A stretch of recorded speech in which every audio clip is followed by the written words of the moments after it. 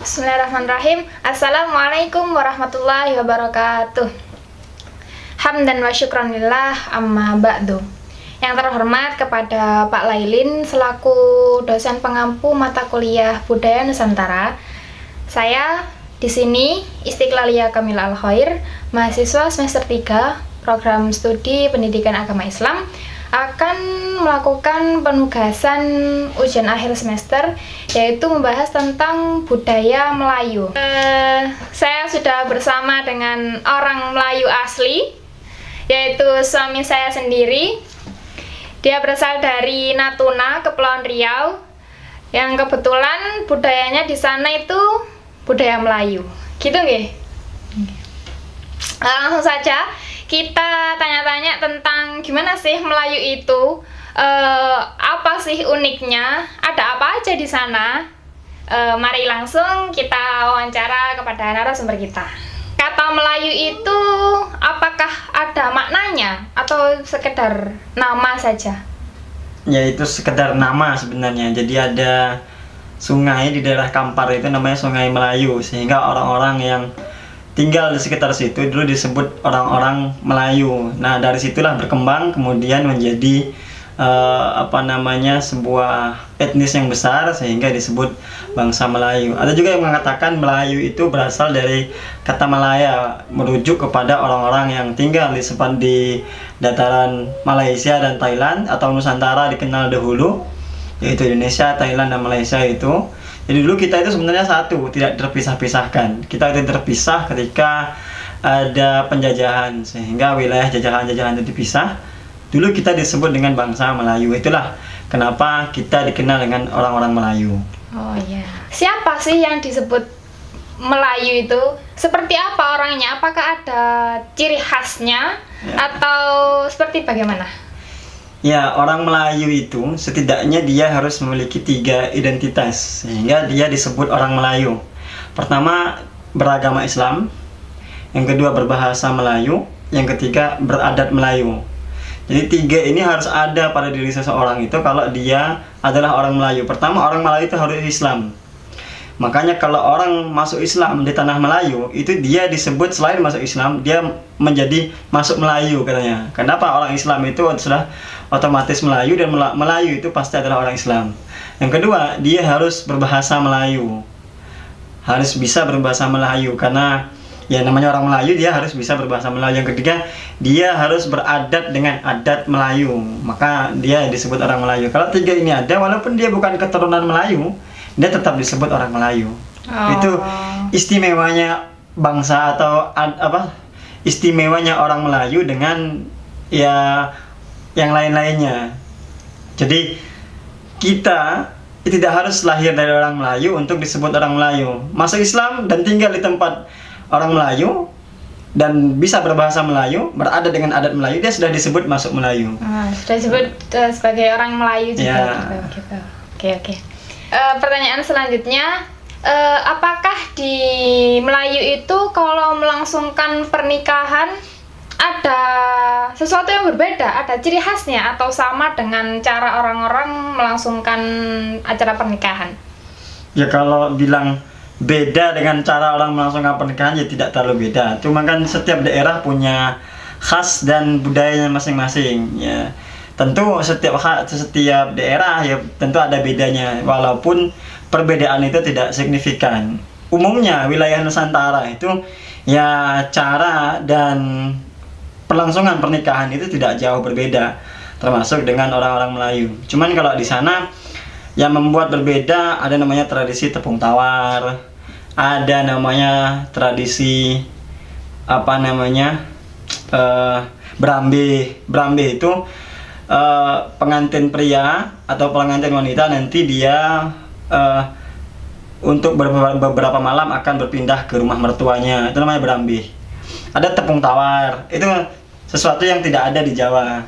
Ada namanya tepung tawar itu ada air, kemudian dibacakan doa oleh imam masjid, oleh tetua dan lain sebagainya. Nanti air itu renjis itu dipercik-percikkan ke pengantin perempuan itu. Ada namanya tradisi khataman. Khataman itu biasanya setelah pernikahan atau ada acara tersendiri, nanti adik-adik atau keponakan-keponakan, saudara-saudara yang dari mempelai-mempelai ini yang sudah bisa membaca Al-Quran dan sudah khatam, nanti dikhatamkan bersama. Nanti dipamerkan membaca Al-Quran adik-adik atau keponakan-keponakannya kepada halayak, kepada orang-orang yang hadir di waktu itu. Nah, itu yang saya rasa tidak ada di pernikahan kita di Jawa. Iya, saya tertarik dengan apa ini namanya? Kalau di Jawa kan blangkon ya. Nah. Kalau di Melayu itu apa namanya? Ya, ini namanya tanjak.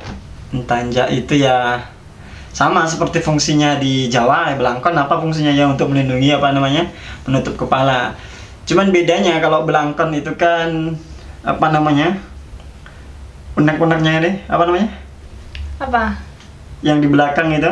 Nah, Iya ada nah sedikit itu ya, kain Nah, sedikit itu yang di belakang yang itu. menonjol itu kan di belakangnya. Iya. Nah, kalau orang Melayu yang menonjol di bagian depannya. Kalau orang Jawa kan filosofinya apa namanya? Kenapa letaknya di belakang? Itu kan karena menggambarkan penyesalan itu letaknya di belakang. Makanya kalau sebelum berbuat itu pikirkan penyesalan yang akan ada di belakang supaya tidak ada penyesalan di belakang. Nah, kalau Melayu tutupnya itu lonjong apa, lebih menonjolnya di depan. Nah, itu filosofinya hampir sama, bahwasanya kita itu sebelum bertindak ya berpikir dulu, tameng dulu pikiran kita sebelum bertindak. Ya hampir sama sebenarnya, cuman ya itu tadi setiap daerah punya Filosofi khasnya yang dan berbeda. filosofinya yang berbeda-beda. Iya, iya, iya.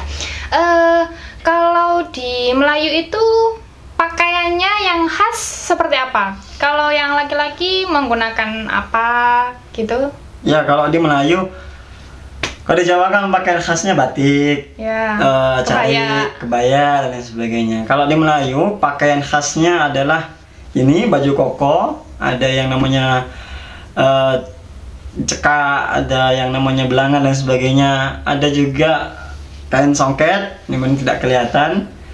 Ada yang perempuan ya pakai baju kurung Melayu. Ini namanya baju kurung Melayu. Dan sederhana sebenarnya, kalau di sana tidak ada, ya sebenarnya semua sederhana, tapi di Melayu itu lebih sederhana, asalkan pakaian itu sudah menutup aurat. Pada intinya hanya ditekankan di sopan dan menutup auratnya saja. Iya, iya, iya.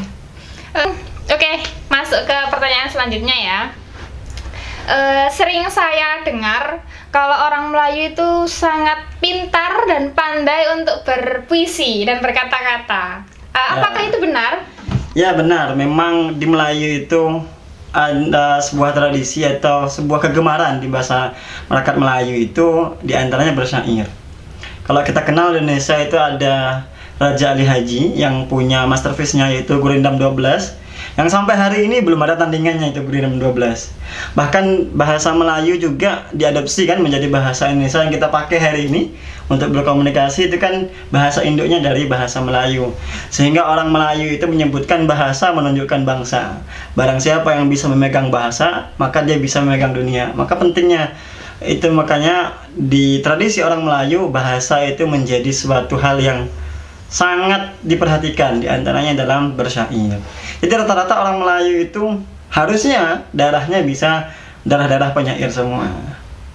Boleh dicontohkan satu syair Boleh. supaya ini penontonnya percaya bahwa ini memang benar orang Melayu asli. Ya, kita coba ya, kita bersyair. Duhai Adinda, jangan engkau merasa tinggi hati dan jumawa, bahwa engkaulah yang pertama dan yang terakhir. Ingat Adinda, akan ada yang kedua di antara kita. Ketika hari itu terjadi, kan kubisikkan di telinganya, beruntungnya dirimu memiliki ibu seperti istriku. Wih. Keren. Asli berarti, Melayunya asli. Ya, asli. Bisa berpuisi, bisa bersyair. Pakai shot. Asli. Ya, lanjut. Selanjutnya, apakah ada budaya-budaya Melayu selain yang disebutkan tadi? Ya, ada banyak. Di antaranya orang-orang Melayu itu suka berpantun. Ada tradisi yang sampai hari ini masih langgeng, yaitu tradisi berpantun, di mana nanti di acara-acara pernikahan, di acara sambutan orang-orang penting, nanti akan disambut dengan jual beli pantun biasanya. Orang Melayu itu sangat-sangat suka berpantun, sangat-sangat suka jual beli pantun, hampir sama seperti orang Betawi. Ya karena memang kita kan satu Nusantara dulunya. Orang Melayu itu rata-rata bisa berpantun, bisa berpuisi.